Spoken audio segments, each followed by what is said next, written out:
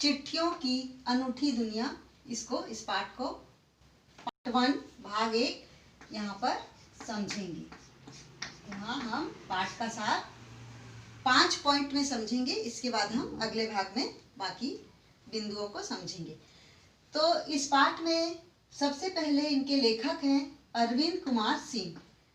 दुनिया में यहाँ पर चिट्ठियों की अनूठी ही दुनिया है, क्योंकि लेखक ने बताया है कि इस लेख में लेखक ने बताना चाहा है वर्णन करके कि चाहे यहाँ ईमेल, फैक्स, संचार के साधनों में दिन प्रतिदिन यहाँ वृद्धि हो रही है, लेकिन फिर भी यहाँ पे चिट्ठियाँ जो हैं हमारे लिए सर्वश्रेष्ठ ही रहेंगी। तो सबसे पहले हम यहाँ पर मुख्य बिंदुओं के में पहले बिंदु पर आते हैं। पहले बिंदु को समझते हैं कि हमारे जीवन में पत्रों की क्या उपयोगिता है।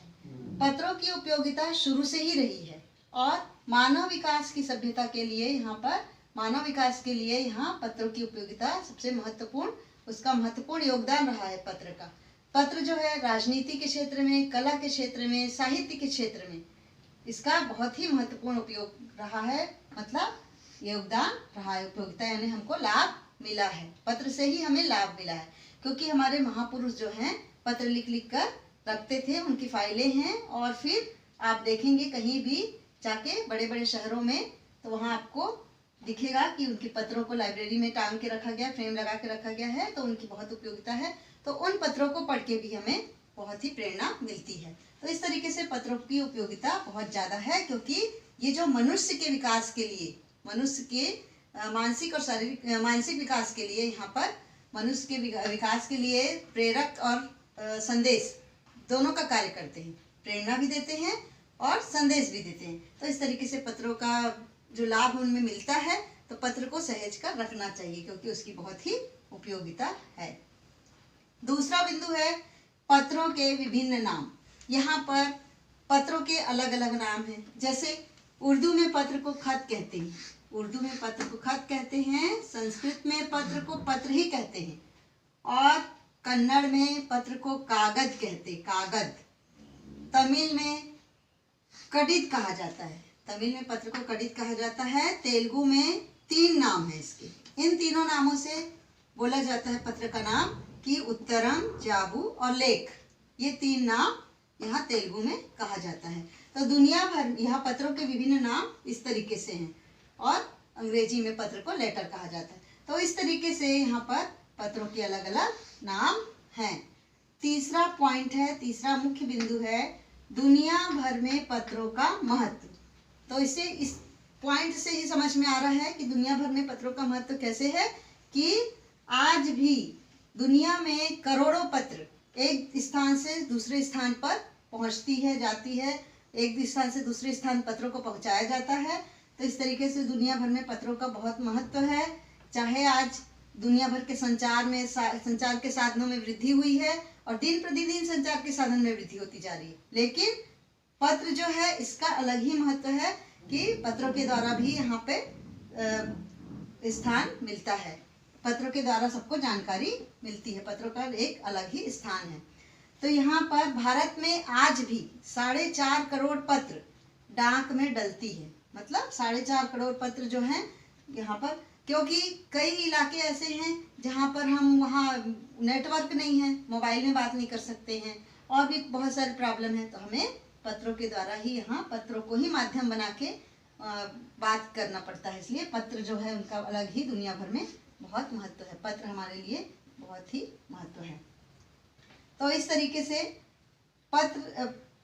चौथा पॉइंट है पंडित जवाहरलाल नेहरू का मत। पंडित जवाहरलाल नेहरू हमारे भारत के सबसे पहले प्रधानमंत्री, जिन्होंने कहा, उनका मत था, उनका विचार था कि सन 1953 में बोला था उन्होंने, उनका विचार था कि पत्र जो है, पहले जो है मनुष्य जो है ये जो दौड़ भाग करके एक जगह से दूसरे स्थान पर मनुष्य ही जाकर डाक पहुंचाया करते थे। तो उन्होंने बताया था 1953 में, उनका मत था कि संचार के साधन तो धीरे धीरे आएंगे, और सबसे पहले मनुष्य ही डाक पहुंचाने का काम करता था। उसके बाद हरकारे आए। हरकारे मतलब जो इस एक मनुष्य जो है एक स्थान से दूसरे स्थान पर जाते हैं हरकारा लगा लगा के, चिल्ला चिल्ला के, बाजा बजा के, जैसे भी हैं तो वो हरकारे। उसके बाद धीरे धीरे टेलीफोन आया, अब वायरलेस आया, तो इस तरीके से तार का वो हुआ, आविष्कार हुआ। तो तार से तो बहुत जल्दी संदेश मिल जाता था और मिल भी जाता है, लेकिन अब धीरे धीरे यहाँ पर ईमेल, फैक्स ये आ गए। तो इस तरीके से बाद में उन्होंने पहले अपने सन 1953 में कहा था कि सबसे पहले मनुष्य ही डाक पहुंचाया करते थे दौड़ भाग करके। तो उनका मत था कि मनुष्य ने ही फिर धीरे धीरे सब चीज़ों का आविष्कार किया और हमारा देश आगे बढ़ा। 5वां बिंदु है पत्र संस्कृति के विकास हेतु कार्य। यहाँ पर लेखक ने बताया है कि पत्र जो है संस्कृति को विकसित करने के लिए, मानव समाज में संस्कृति को विकसित करने के लिए यहाँ पर कार्य करती रही है और कार्य कर रही है। यहाँ पर उन्होंने बताया कि पत्र संस्कृति को विकसित करने के लिए स्कूली पाठ्यक्रम में बच्चों के लिए यहाँ पर पत्र लेखन रखा गया है। बच्चों की स्कूली पुस्तकों में पत्र रखा गया है, व्याकरण की किताबों में पत्र, उनके अध्ययन में एक व्याकरण में लिखा गया है, अलग अलग प्रकार के पत्र हैं। तो उनको उनकी संस्कृति जो होती है, पत्र संस्कृति विकसित हो जाती। तो पत्र संस्कृति को विकसित करने के लिए स्कूली पाठ्यक्रम में बच्चों के लिए यहाँ पर पत्र दिया गया है, चाहे वो औपचारिक पत्र हो चाहे अनौपचारिक पत्र हो। तो इस तरीके से उनकी संस्कृति, बच्चों की संस्कृति जो पत्र संस्कृति है तो विकसित हुई है।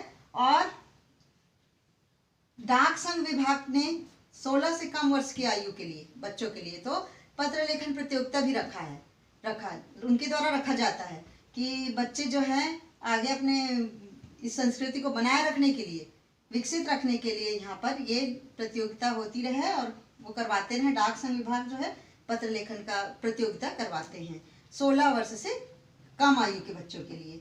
तो यहाँ पर पत्र संस्कृति को विकसित करने के लिए भी नए नए कार्य किए जाते हैं और कर रहे हैं।